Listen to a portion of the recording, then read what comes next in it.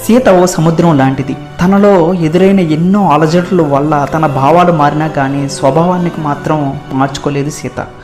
మనం సముద్రంతో సెల్ఫీ తీసుకుంటే మొత్తం సముద్రమే సెల్ఫీలో చెక్కదు కదా. అలానే ఒట్టి సీతని లవ్ చేసినంత మాత్రాన సముద్రం అంత లోతైన సీత మనసు అర్థమైనట్లు కాదు కదా. ఆ మాటకొస్తే సముద్రం పొంగితే సంతూర్ సోప్తో స్నానం కాదు చేయాల్సింది, స్విమ్మింగ్ నేర్చుకొని ఉండాలి.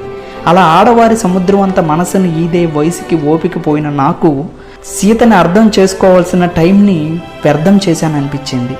చెయ్యి దాటాక కానీ చెయ్యి జారిన టైం రాదన్న విషయం తెలుసుకున్న నేను సీతని కష్టాల్లో వదిలేసిన చేతిని సుఖాల్లో పట్టుకునే అర్హత లేదనిపించింది. అందుకే హరివిల్లులో ఉన్న సీతతో నా ప్రయాణాన్ని గడిచిపోయిన గడియారం ముళ్ళులా వదిలి వెళ్ళిపోతున్నా.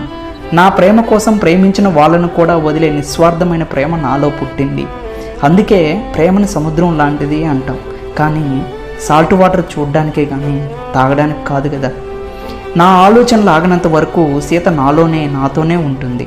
ఈ కాలం సీతని నన్ను వేరు చేశాను అనుకుంది, కానీ కలకాలం మేము కలిసే కాలం ముందుందని దానికేం తెలుసు. ఇట్లు సీత రాకకై ఎదురు చూస్తున్న నీ పాలు.